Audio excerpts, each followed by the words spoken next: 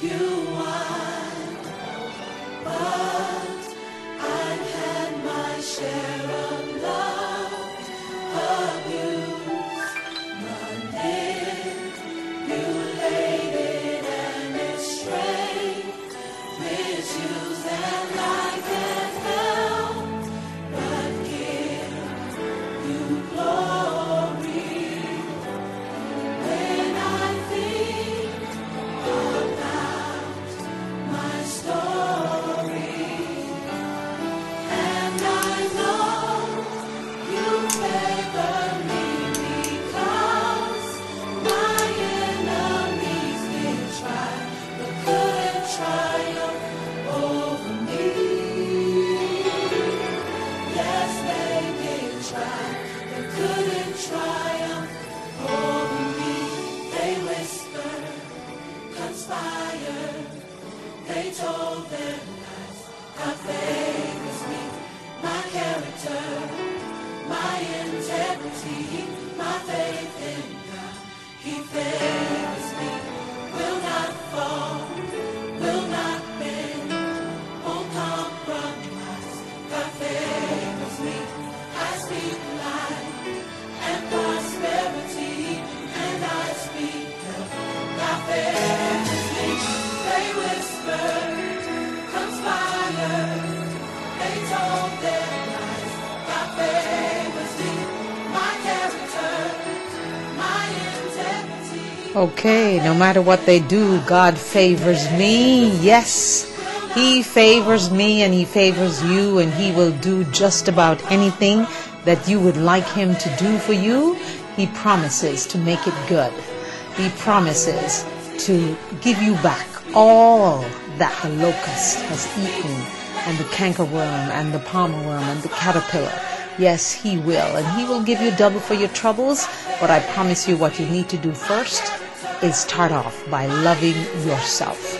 Loving yourself, loving who you are and who God made you to be, because you are indeed wonderfully made. Welcome to the Diana Wright Show live online as we favor Hezekiah Walker. Whoa, I just love him. Yes, so he is reminding you what love is, and he's also reminding you that God favors you. So just say that to yourself. I love me and God favors me. What a great thought. What a great thing to think about.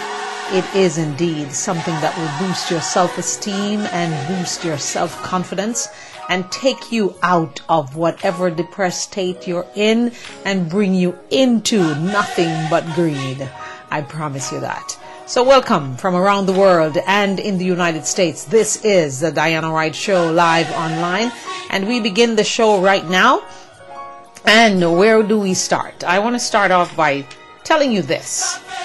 Imagine yourself where you want to be. So close your eyes and imagine, where would you like to be? Where would you see yourself? Where would you want to be? And move from mediocrity and begin to fly. How about that? Move from mediocrity and begin to fly. Because you see, anything that's done in a mediocre form never seems to work out good. Just strive for excellence, because excellence is what we need to strive for. And if we strive for excellence and we fall just a little bit, my grandmother used to say, if you reach for the stars and you come down a little, you will still be up there. So let's reach for excellence, and let's reach for loving ourselves this evening on the Diana Wright Show live online. I had a great day because I got hooked up and had a nice long conversation with my good friend Dax Dunn, who is now in the wellness business. When I was with his company Rad Financial, we were doing mortgages at that time. But you know, he's one of those people who don't get down and depressed about things. He just keep on pressing and find something new and another interest that he thinks is much better for each and every one of us. Because you see, when you're loving yourself, you want to be well. So I was trying to find Dax to invite him to the show, and I finally found him today. Not that he was lost, just that I didn't have the number to call him, and I did. And he's going to join us on the program coming next week. He's going to be here. Wednesday mornings is a day that he has chosen. So we invite you to join us to talk to Dax Dunn, and you will be learning a lot about wellness. He has done very well with wellness for himself in terms of him getting well. So we will talk to him about that, and of course encourage you to do the same. Because if you are loving yourself, then you want to be well. And a lot of diseases are taking hold in a lot of African Americans and whites and Hispanics and everybody. So we just need to think about being well. So we will have that. And also coming next week, we will have the chiropractor. He will join us and we'll talk about that too. Because, you know, chiropractors are mainstream now. In the past, they used to talk about them as quack doctors, but they're no longer quacks. So they actually help you with your pain and your aches. All right. So just reminding you that come April 30th, that's the I Love Me Day, National I Love Me Day. I just want you to circle your calendar for that date and keep that in mind as we move along and encourage ourselves and our children to love themselves no matter what they have, what they don't have, who they are, what they're doing, you know, and just forgive ourselves for all the things that we think we've done or we think we're responsible for. Just forgive. Forgiveness is a good thing, and love is just the best of all the things. Just think of when you're in love, how wonderful you feel. You know, you keep your shoulders high and you dress up and you're feeling on top of the world. So why not just turn that love that you give to others to yourself? Because when you give love, you receive love. Yes, you normally do. All right, I'm going to start this evening with some politics, which I think is a little ridiculous. The filibuster, which I'm calling the talkathon, that Senator Rand Paul has decided to do to filibuster the nomination, which is going to happen anyway, of John Brennan, who is and will be our CIA director. Is Rand Paul running for president on the Senate floor for 2016 already? It didn't come yet. Do you notice how nicely dressed he is with his red tie?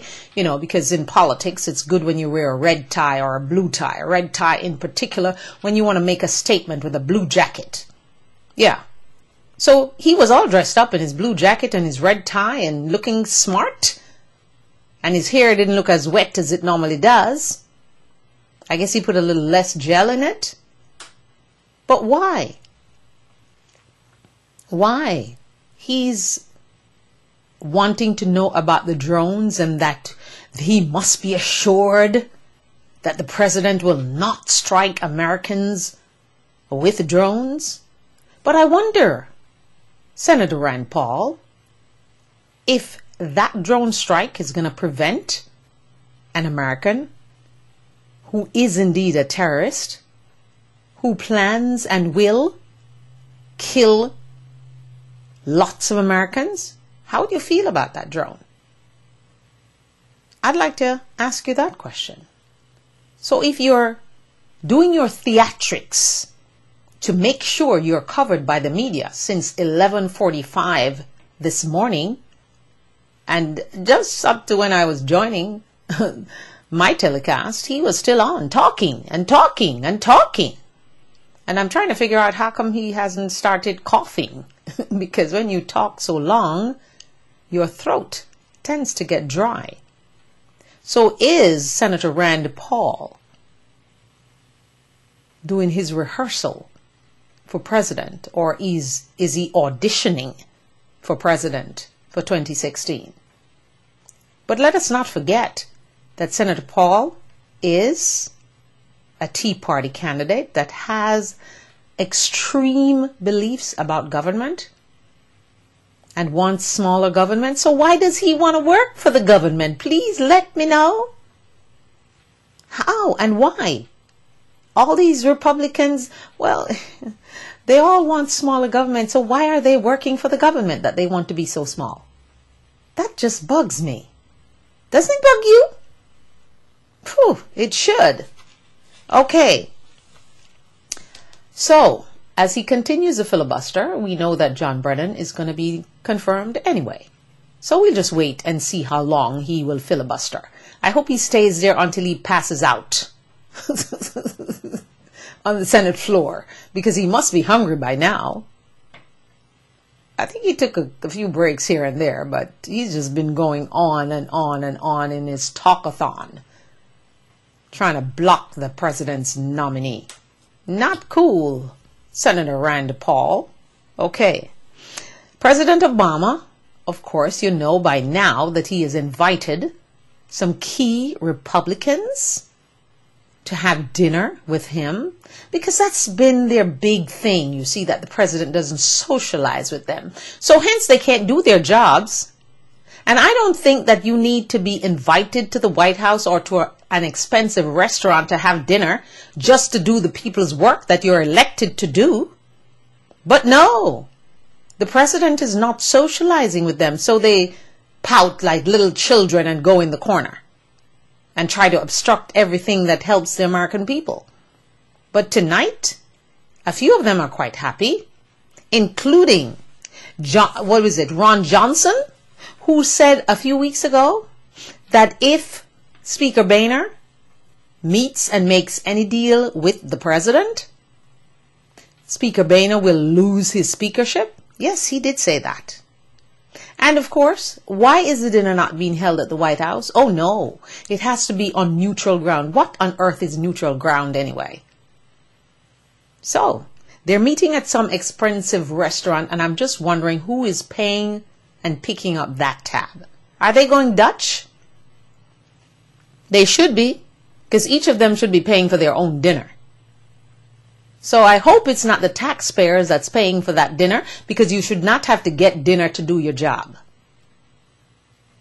So, Mr. Ron Johnson, and of course, curiously, who else is on that guest list? None other than Senator John McCain and Senator Lindsey Graham. I think he's the one who actually put the group together. But I guess since he is inviting all those folks, he actually said, well, he's willing to look at some revenue if spending cuts are on the table. So I wonder what they plan to cut. They keep talking about Social Security, but Social Security has nothing to do with the deficit. So just in case you didn't know that, let me just let you know that. It doesn't have anything to do with the deficit. And the Social Security is solvent for years and years and years to come. So why do they continue to lie to us? Medicare and Medicaid, they are after it. They want to voucherize Medicare. And they want to just kill them poor people and forget about Medicaid totally. Because that will be good for them. But they don't want to touch the loopholes for the wealthy and the subsidies for the wealthy. And the wealthy actually does not need those loopholes because they're making money hands down. So, we hope and we pray that this evening's dinner will get something to happen. Get the needle to move somewhere. Even though they finally did a little needle moving today. The House passed the legislation today to prevent a government shutdown, and this will last until about September. So, September again, we got to go deal with this again? Ugh, isn't this tiring? I think the American people are exhausted, which is whole government shutdown, sequester, fiscal cliff. Okay, what's the name of the next one? Because there's a next one. I guarantee you there's something else brewing and coming and have a name. So we just ask you this evening to hope and pray. Please start praying. Stay prayed up and and just ask God to let all the key Republicans that are meeting with the president for dinner this evening, help them to find a Jesus moment, please. So we can get something going in our society, in our United States of America that we all supposed to love so much. But sometimes I wonder if the Republicans really and truly love America, or is it that they hate Obama so much and they resent the fact that he won a second term so much that they're just not willing to compromise or negotiate. Anything. Compromise. Oh my goodness, do they know that word or do they hate the word that much? I hope and pray that they will. So the vote today to stop the government from closing down as they were threatening, because you know the Republicans love to threaten. Threat. If you take their threat seriously, you'll be locked up somewhere. 267 to 151. That was the number of the votes today. And, of course, to the dinner this evening, guess who weren't invited? Speaker Boehner and Senator Mitch McConnell were not invited to the dinner. Who knew? Wow.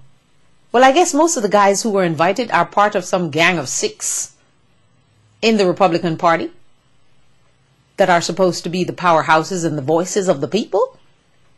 So, let's hope that God will put down his divine intervention and give them a Jesus moment tonight at that dinner. So I'm hoping that I'll hear about it before I even go to my bed. I'm sure I will, because, you know, the reporters are all staking out the restaurant in Washington, D.C. They're staking out the very expensive restaurant. Okay? So we will hear, I'm sure, before midnight what went on and what is happening and what's not going to happen. So, Senator Rand Paul, just, go take a chill pill or something and stop this stupid filibuster. It looks childish, you look foolish, and you certainly don't look presidential. So we thank you for your performance, and you can go now. How about that? Thank you. Applause. Good night. That's for Senator Rand Paul, who is on the floor of the Senate, and he's there going about with his filibuster thing. And he's just talking. And he's repeating the same thing over and over and over again. Welcome to you once again from around the world and in the United States. This is the Diana Wright Show live online. And we invite you to give us a call if you would like to join the conversation. 561-228-1921. That's 561-228-1921. Very sorry for all the folks who are experiencing that deadly flu at this time of year. Yes, I am so glad I'm over it. And I am staying and praying and just giving God thanks for keeping that flu away from me, because it is the nastiest one I've seen in years. All right, a little not so nice news this evening about a celebrity that I certainly used to watch, Rhoda, on television. That was one of my favorite shows that could make you laugh. She was just so funny and full of life and spirit and all that good stuff. But she is now being diagnosed with brain cancer. And I'm trying to figure out, instead of praying and having faith, everybody's already burying the woman because the doctors told her she only have 3 months to live. Those doctors don't know what they're talking about, because God is in charge, not the doctors. Let them do their job and shut up. Okay? Because that's what doctors do, you see. They come and start to play God as if they can tell you when you're going to die. No, they can't. And they need to stop telling patients that too anyway. I do believe so. So, we wish you well.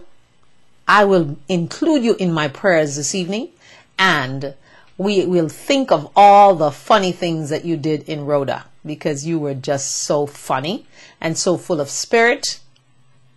And we wish you the best, and we hope that you will whip this brain cancer thing and survive it. And all the people who are burying you and putting the gravestone on already, they might just not be here when you're here. So let's not bury the lady before she dies. My goodness, I heard everybody they were talking about her today like she died already. She's not dead. She looks pretty good too. So let's pray and have faith with her, join with her, so that she can be and will be well. All right. So, okay. we're going to continue with politics because, you know, today I was watching Ted Cruz. He's another one that's, I don't know what he's auditioning for because he cannot be president himself. And how nasty he thinks he needs to get. And Eric Holder, our Attorney General, just made him have it today by just telling him, what didn't you understand? I said no.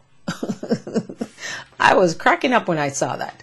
Ted Cruz, he thinks that the nastier he is at all these Senate hearings and these different hearings at Capitol Hill, the better he will be, or the more we will know who he is. I would not want to be known for being nasty. And he has certainly been very nasty. First he tried to assassinate the character of Chuck Hagel. Now he comes back again and tried to maneuver the Attorney General, who just snapped him down and made him realize, I already said no. What about no you don't really understand? Okay, so Ted Cruz, you're the one who need to take a very big chill pill when you start questioning people. Because believe me, your day will come. And what are you doing in the closet? Some reporter out there is going to find out something about you because you just behaving too evil to be for real. And I always look so coiffed too. Anyway. So, he's upset too about the drone strikes. Yeah?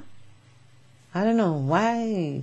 If it's not Benghazi, now it's the drones. What else it's going to be? What's next? What is next?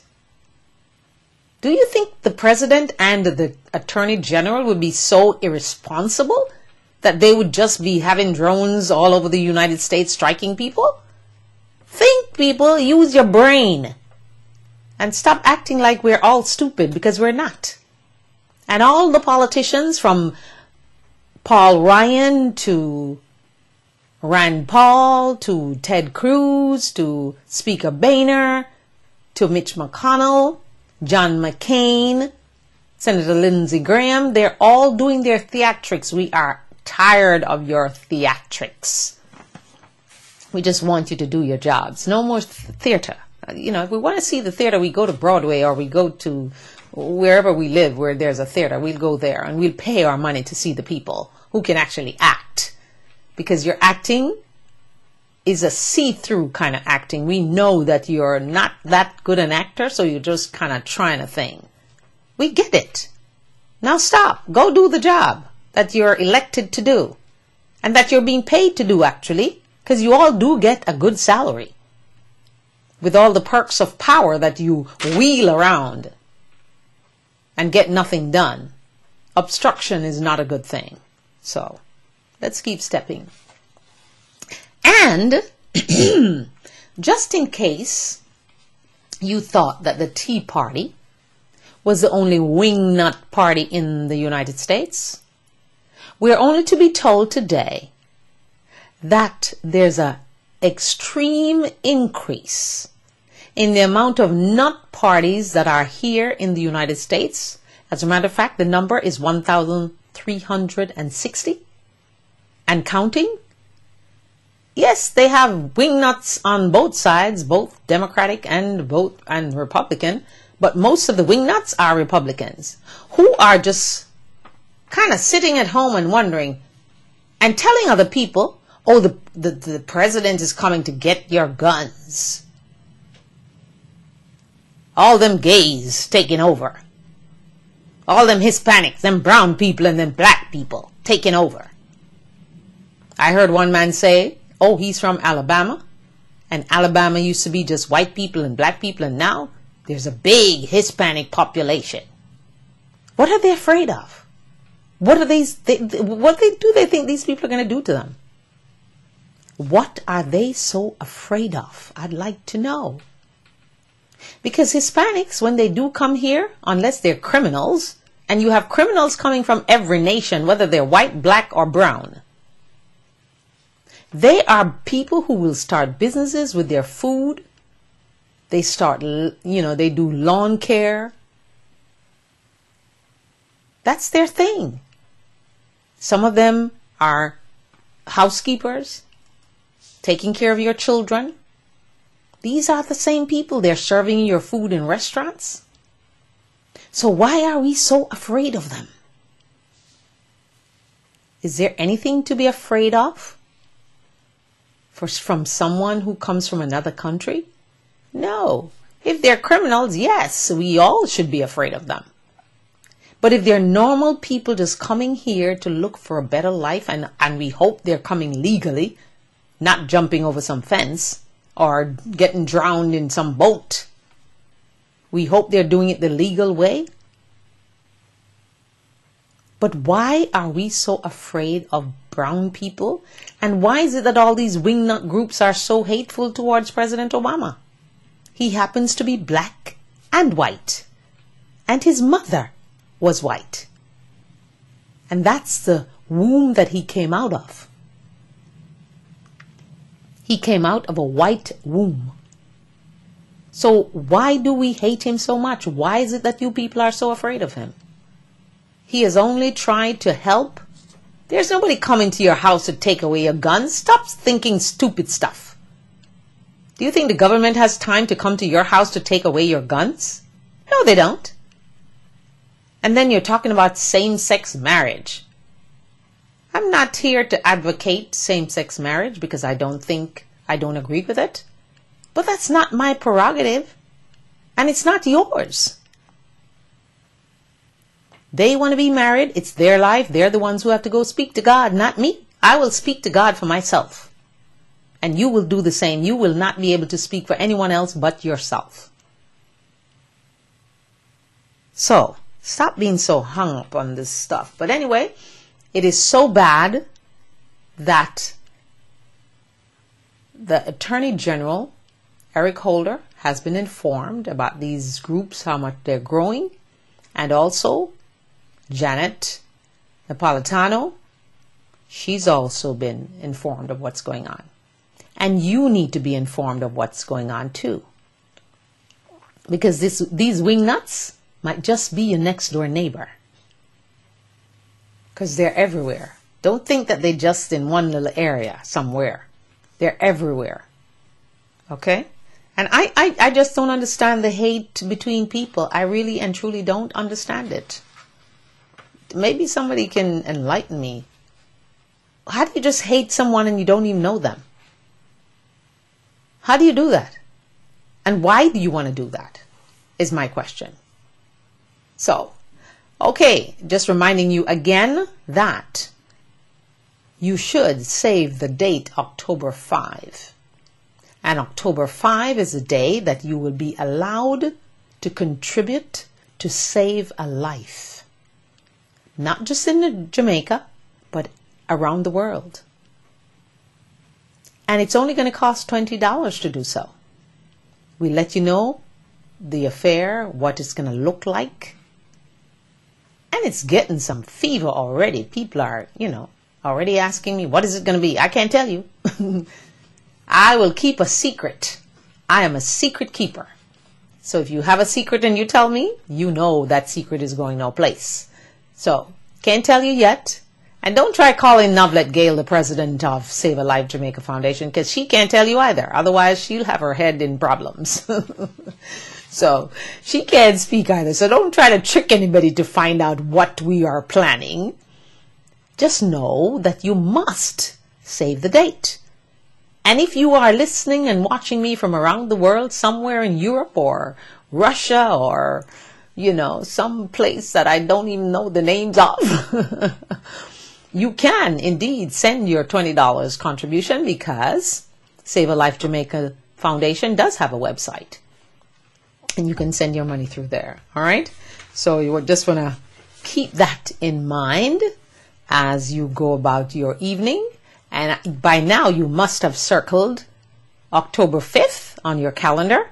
And you must have circled April 30th, which is the National I Love Me Day. Because remember, when you love yourself, life is beautiful. All right. Promise you. Okay. I'm going to take a look now at the gun control situation. Because it struck me today as someone took the time out to let us know some of the things that you cannot get, or you cannot go in the pharmacy and buy these things without identification. Your driver's license, your social security number. Some of the things are, I'm going to name them. But with all these things, you have to come up with all those IDs and social security number. But yet, when you go to buy a gun, it's so easy to get that gun without any ID. So do you think that the NRA is really crazy? For at one stage, they were definitely on board with universal background checks. But now Mr. Wayne LaPierre has changed his mind, you see. So I'm just going to remind you some of the things that you just can't walk into the pharmacy and get, or things you can't just walk into the store and buy. One of them, to start off with, is Sudafed. That's a cold medicine. You must show your ID and have the purchase logged in a database, because you're only allowed to buy one. So if you come back again because of the ingredients in Sudafed, you might be suspect of doing something else. Alcohol. 18-year-olds cannot legally buy a beer or liquor in the United States, but they can buy a gun in most states in America without any identification. All they have to do is be the resident of that state. And some of you out there who are buying guns for people who cannot buy guns for themselves, you're doing an injustice to this country, and your conscience should be bugging you for doing something like that. Cell phones. You can go in and buy a cell phone, but if you want a contract for 2 years, you have to come up with some kind of credit check or something. Yeah. So look at that. I'm going to get a new phone. They need to check my credit if I need a 2-year contract. And most phones, it's a 2-year contract unless you have Metro PCS. Okay. The next one. If you're going to buy a puppy, did you know that if you're going to buy a puppy, a pet owner must be 21, have 2 IDs, 1 government ID and proof of address? None of that is necessary to buy a gun. Who knew? Did you know? I didn't know. Not that I would want a puppy, but I'm just telling you, just in case you want to buy one, you have to be 21 and you have to have 2 pieces of ID to buy a puppy. But you can go to a store and buy a gun without anything checked. And the final one that I thought was quite interesting, if you're going to buy hunting or fishing equipment and you need a license, right? In order to get that license, the federal law requires U.S. citizens to provide their social security number before buying recreational hunting or fishing licenses. Not so if you're buying a gun. So, does that seem stupid to you or what? It seems stupid to me because, well, I hope that's one of the things that the president is discussing with the Gang of Six or whomever they are who went to dinner with him this evening. I hope gun control and immigration will be part of that conversation. And I hope the president can convince them to close the loopholes for the wealthy and the subsidies for the wealthy companies. So we are going to keep praying. I ask you to pray, because prayers is the only thing that can solve this problem. I do believe that. And as we segue from that gun situation, we move into speaking about police in schools. In South Carolina, a town has figured out a way to have a police in the school, the elementary school, all day, full time, without taking any money from taxpayers to do it.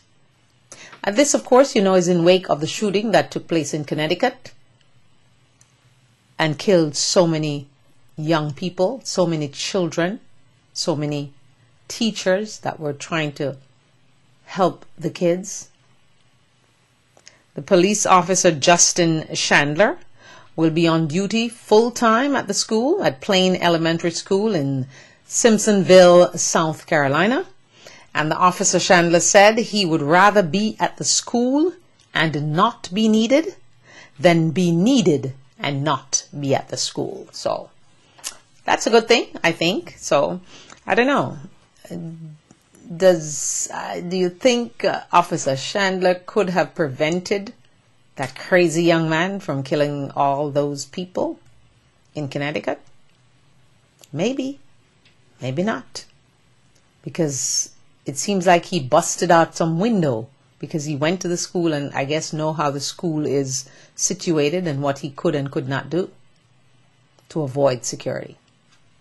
So, wow, we need prayers in this country. We really do, for all the things that happens on a daily basis.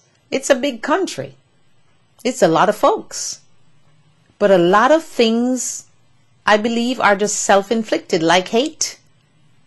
There's absolutely no reason to spend your energy, expend your energy hating someone else. It's not worth it. Absolutely not worth it. And, you know, this is a nice story to tell you this evening. A parent in California, Southern California, has decided to take extreme measures to find her daughter a job. She's so determined to find her 36-year-old daughter a job that mom, Linda Smith, is offering $500 cash to anyone who will give her daughter, Lisa, a job. Linda, on Friday, last Friday, what Linda did last Friday is she stood at the corner of a busy street in Southern California, held up her sign, and the sign basically says, "Take daughter's resume, $500 cash to anybody who can help daughter land the job." Now, that sounds like something that I would do. Yeah, I would do just that. I would take a placard and go stand at the busy street corner near the media house so somebody will see me at some point. I would do something like that to find a job for my daughter. So I think the young lady used to be getting money from veterans, a stipend from the Veterans Administration, but, you know, the doctors cleared her and she's not getting that stipend anymore. So her mom decides that she is going to help her to find a job. So we're hoping that she finds a job so that her mom does not have to stay at the corner of the street, and next thing she gets hit by a car. So I thought that would have been, it's funny, it's serious, and everything bundled in one. But we hope she finds that job for her daughter, because I think that is really brave, and it's something I think I would do if I was desperate enough to find my 36-year-old daughter a job after she hasn't worked for a while and, you know, all of that stuff. Okay, all right. Well, lots of people are outraged tonight, and I knew this would happen because I was kind of wondering if the TSA has lost its mind. Now, they've gotten flight attendants really mad, and they've gotten those flight, what do you call them? Those are the guys who are on there, you know, undercover, just in case you do something. They will pounce and catch you. Yeah. Now, they are both very, very upset with the TSA because they're saying that a tiny knife, what is the measurement? 2.36 inches long and less than 1/2 inch wide knife can do just as much damage as a box cutter. Okay? The flight marshals is what they're called. So they're upset because they're saying they're making, the TSA is making their job harder. But did the TSA really think this through? Wouldn't it have been better to say, okay, you don't have to take your shoes off, or you don't have to take your jacket off, or you don't have to take your jewelry off? Because I'm still trying to figure out what I could put in this bead to do something bad. And why would I even be thinking that? I'm nicely dressed up to go where I'm going. What am I thinking about anything bad anyway? I wouldn't be thinking about doing anything wrong. So why is the TSA trying to get you or allow you to take your knife on a plane when they want me to disrobe before I go through that scanner that invades my body? I'm just not getting that.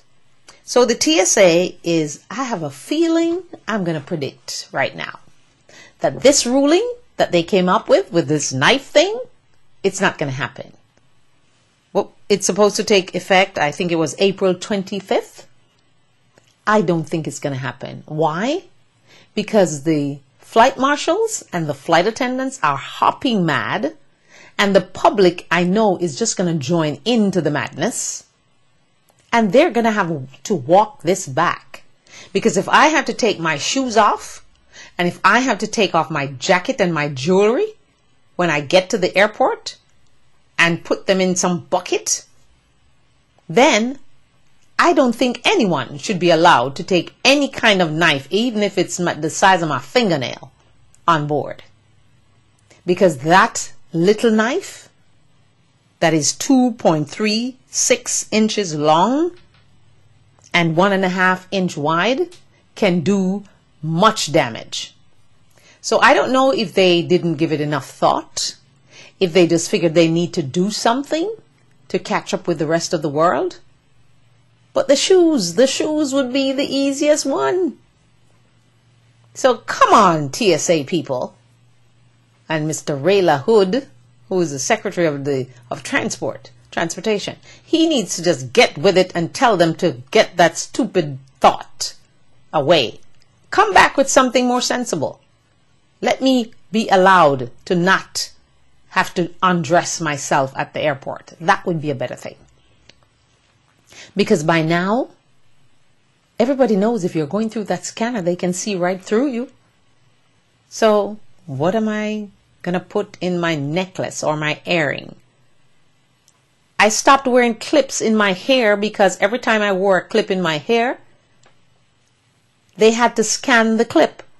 What do you put in a clip for your hair? I am just not. And when I come back on the air tomorrow morning, I'm going to show you what the clip looks like. Every single time. So I just stopped wearing them. Then I went to hats.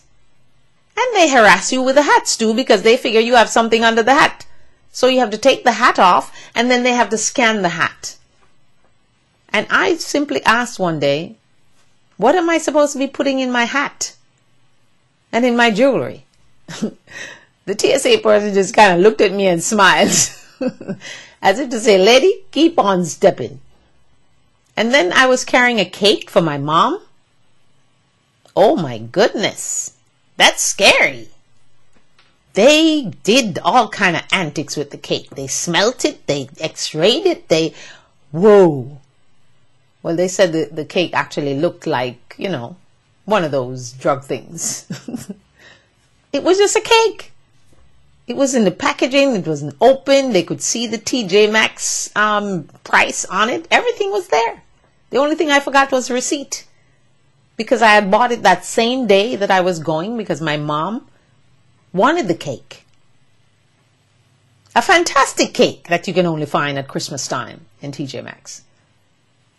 I won't tell you the name of it, because then you go buy out all of them when they have them. Just kidding. Just kidding. Okay. All right. So, you know, I think the TSA need to go back to the drawing board and rethink what they're doing, so that next time I travel, I would be able to keep my shoes on and my clothes on and my jewelry on. Yeah. I would love that. So TSA people, anyone listening from around the world and in the United States, especially in the United States, get the message to Secretary Ray LaHood that we're asking him to walk that back. I don't care if they're doing it in Europe. They're not really trying to kill Europeans anyway. They're trying to kill Americans. So let's get rid of those knives. I don't care how small they are. Get rid of them and let me keep my shoes and my jacket on. Thank you very much. So I think I'm going to be needing this story a lot because the flight attendants are planning to demonstrate and all that kind of good stuff. So I have a feeling we're going to be going back and forth to that particular story. Okay. As I watched this morning, all those people, crowds and crowds and hundreds of people in the streets of Caracas, Venezuela, mourning their leader, President Hugo Chavez. And I thought to myself, some of them looked like they were crying because they lost their mother or their father or their children. They were just crying so deep and in such sorrow. And I thought to myself, what did he do for them why they're so sad? And my husband reminded me that he basically made them share in the wealth of the oil in Venezuela. And now I knew that. But I thought to myself, even if you did that as a president, you're supposed to be doing things to take care of the people anyway. Not you alone should, have the good life out of the oil. The people should get some of it too. So I didn't think that was so big a deal, but my husband said, oh yes. That's the reason, because he gave them free housing, I guess free food, and a lot of free things. And I don't think that should be the reason why you mourn your lost president. Because the economy in Venezuela is having a lot of problems. And Hugo Chavez is the reason it's having all those problems. So where does Venezuela go now? The vice president doesn't look like he's that kind of guy. He looks nice and sweet. I don't know about him trying to take Hugo Chavez's place. But we just will have to wait and see how he handles this transition. It seems like they must have another election very soon. So we will watch to see how that turns out. They'll be mourning for 7 days. And he'll be buried on Friday. So even after he's buried, they'll be still in mourning. And people were just crying and crying. And switch over now to Miami, where the wealthy Venezuelans live. They were rejoicing and meeting at the clubs last night and having a wonderful time, hoping to see democracy take root in their country. So I don't know who's going to win out. I'm sure the United States would love for them to take the course of democracy, because that is indeed the right course to take.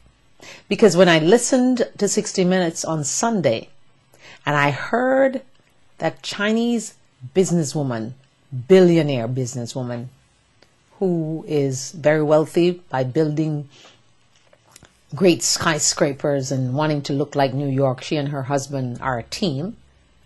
And when she said, China has more billionaires than anywhere else in the world, but the only thing that people are thinking about and wanting is something that you have in America that we don't have, she said. What is that? Democracy. The people in China would love to be free.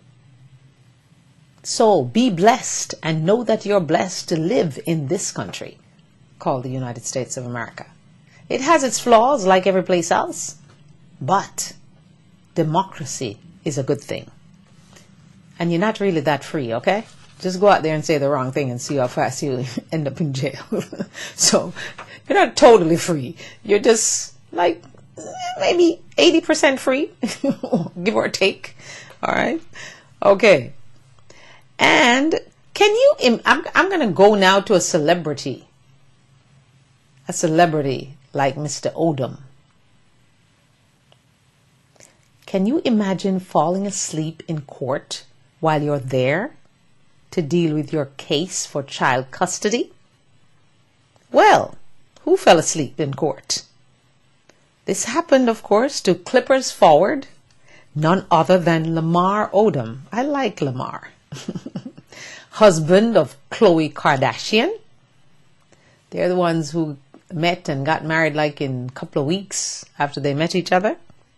Lamar was in court trying to resolve a child custody case with his former girlfriend, Liza Morales. They have 2 children, a daughter, Destiny, 9, and a son, Lamar Jr., he's 5. So despite the fact that he's there for a serious thing, he's falling asleep. And the court clerk had to tell him to sit up. So the dispute is actually over custody and visitation. So we hope that Lamar's falling asleep did not really make him not get to see his children. Okay? Because I don't know how exhausted he is. I think they were in New York. And of course, you know, he lives in Los Angeles and plays for the Clippers. So Lamar Odom, wake up. Get some rest and do not fall asleep in court anymore.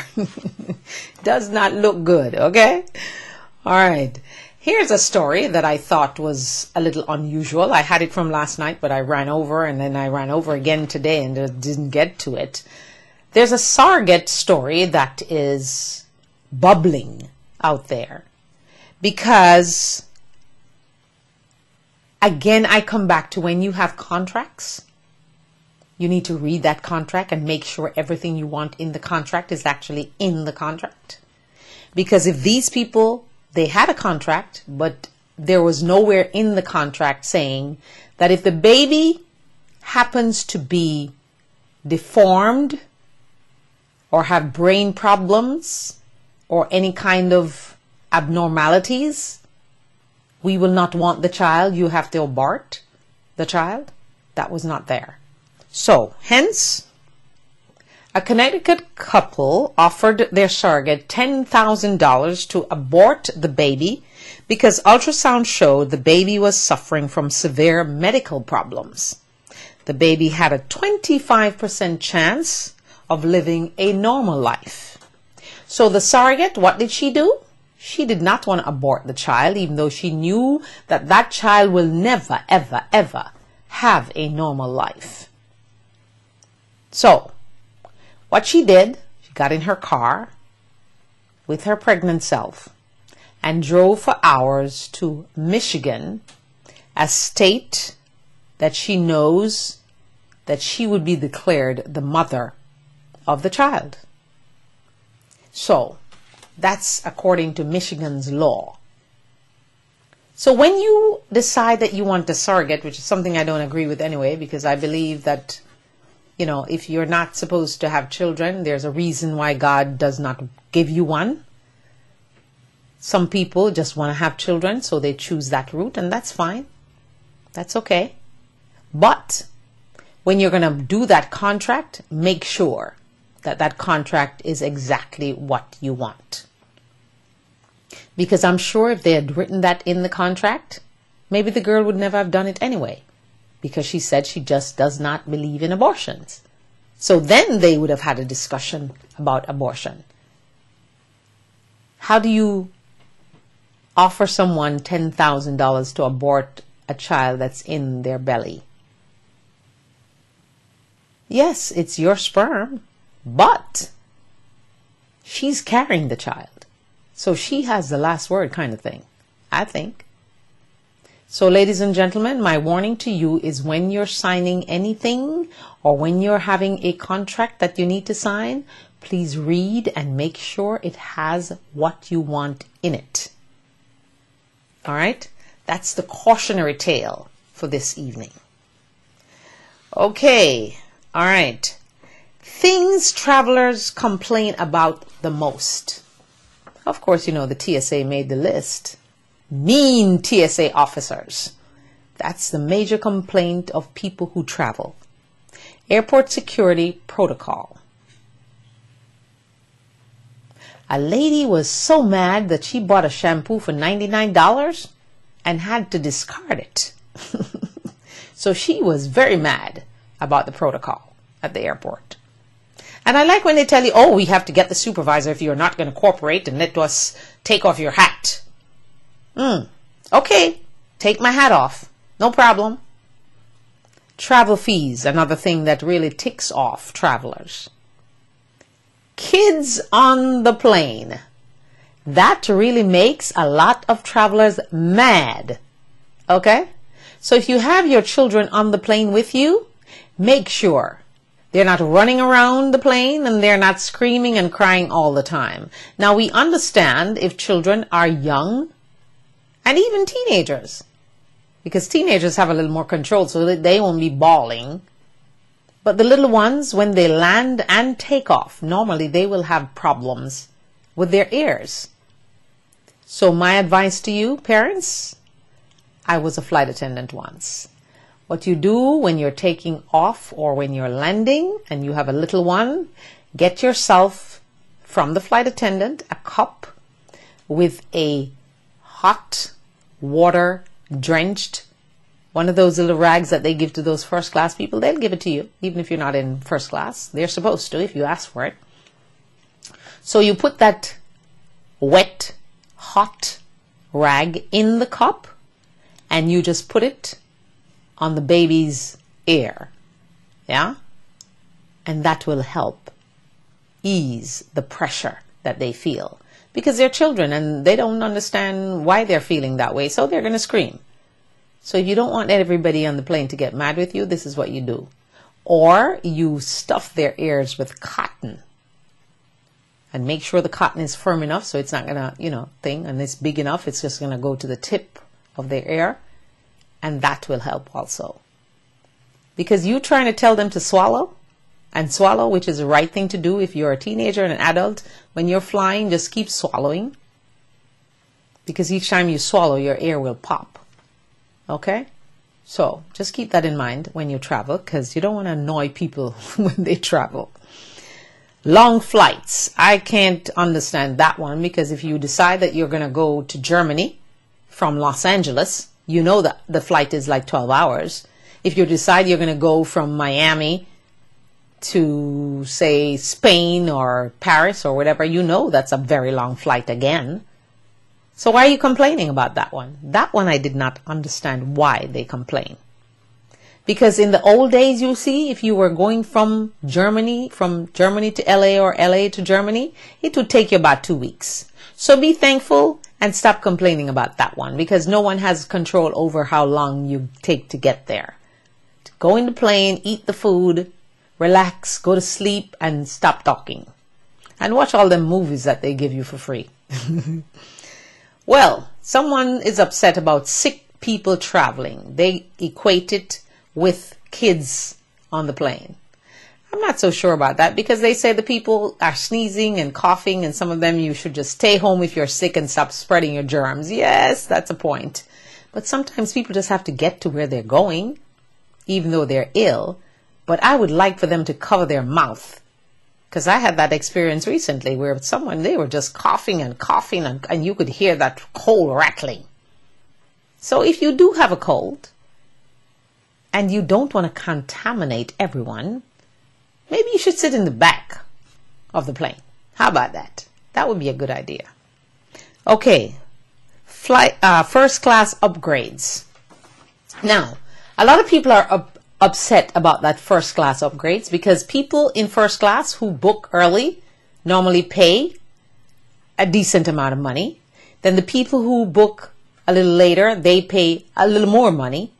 But then if you go to the airport and you decide to upgrade to first class, it costs you much less. So the people in first class that have already paid their full price, they are quite mad that you are having the nerve to upgrade your flight, because you can actually do the upgrade when you're in the plane and you can do the upgrade at the counter. Okay, so you have a choice there. So a lot of people, what they do, they don't want to pay that heavy, first class price. So when they get to the airport or when they get on the plane, they just whip out their credit card and, ask for the upgrade if there's space, because sometimes first class is full, especially on those long flights. It's full. All right. So don't bank on that. But that's the reason why the people in first class would be upset. Okay. Canceled flights. Oh my goodness. That one is a bad one, because you see people sleeping all over the floors, in the chairs, everywhere in the airport. Thank the Lord, I have never had that experience, but I pity those of you.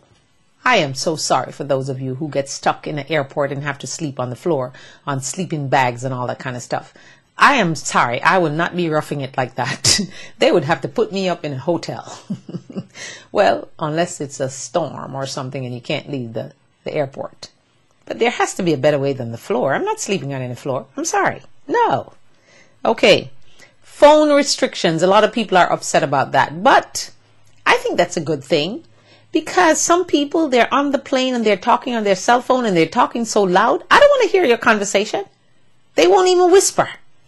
So I can understand why people are upset about phone restrictions, but I think phone restrictions are absolutely necessary. And the last one is expensive airfares. Now, that one really bugs me. And what bugs me more is the airlines that try to charge you for prayers. They want to charge you to drink water, drink alcohol, eat food, and then they give you some cookies, and all that kind of stuff. So the airfare is expensive, then they charge you tons of fees on top of that, and by the time you get to where you're going, you're totally worn down. So that's the only thing. And finally, this evening, I'm going to go through something that I thought was quite interesting.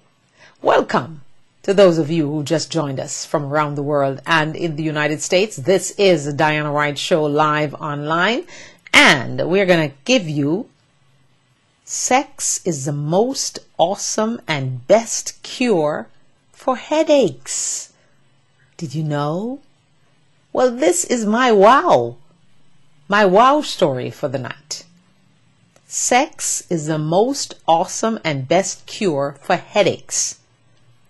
More effective than painkillers. And this according to a study from the University of Münster in Germany. So if you're having a headache, a real headache, not a pretend one now, because ladies will pretend they have a headache when they really don't. Okay, so if you're really having a headache, the sex will cure it. And the research found that more than half of migraine sufferers improved when they had sex during a spell of having that migraine headache. 1 in 5 patients were left with no pain at all, and others, men in particular, used the bumping and the grinding thing as a therapeutic tool. Sex triggers the release of endorphins, which the doctors believe eases the pain. Wow. So, ladies and gentlemen, it's so easy to get rid of your headache. Just have some sex. Make sure you're having the sex with your husband or your wife, though, and nobody else. Because otherwise, I don't think it will work. Just kidding. But anyway, thank you so much for joining me. And don't forget, April 30th is the I Love Me National I Love Me Day, right here on the Diana Wright Show, launched by the Diana Wright Show. So no copycats out there now. This is my thing, because I believe that if you love yourself, life becomes more beautiful, more wonderful, more wanting to live it when you love yourself. And it will give you back your self-esteem and your chutzpah and your self-confidence that you've lost. Also, our phone numbers here, just in case you want to ask a question or give some ideas or whatever, or join the conversation when we're live. We're live at 10:30 a.m. and 8 p.m. and all the other times if you miss a show or you want to see a show, you can go to the website and look at the show, or you can go to YouTube. All the shows are uploaded to YouTube, so you can have them there for your convenience. But also, I'd invite you to visit my web store and also send me an email now and then at dianawrightTV@gmail.com. Go to my web store and buy some of my t-shirts. They are fabulous and sexy, and say I love me. And for the guys, don't forget that we provide the t-shirts for you, and it will say love me unless you want the I love me in full. Okay? So, come on. Stay prayed up. Stay loving yourself. And don't forget that the promise will come when you least expect it. The blessing will come when you least expect it. So expect it while you're loving yourself and teaching your children to love themselves. And don't forget, if you love something, set it free. If it comes back, it's yours. If it doesn't, it was never yours. Thanks again for joining me, and have yourself a great evening, a blessed evening. And we hope and pray that we had some influence and encouraged you to come out of your blue zone and into the green and feel better about yourself. Adios, ciao, au revoir, and good night. Good evening, I should say. Good evening, everyone.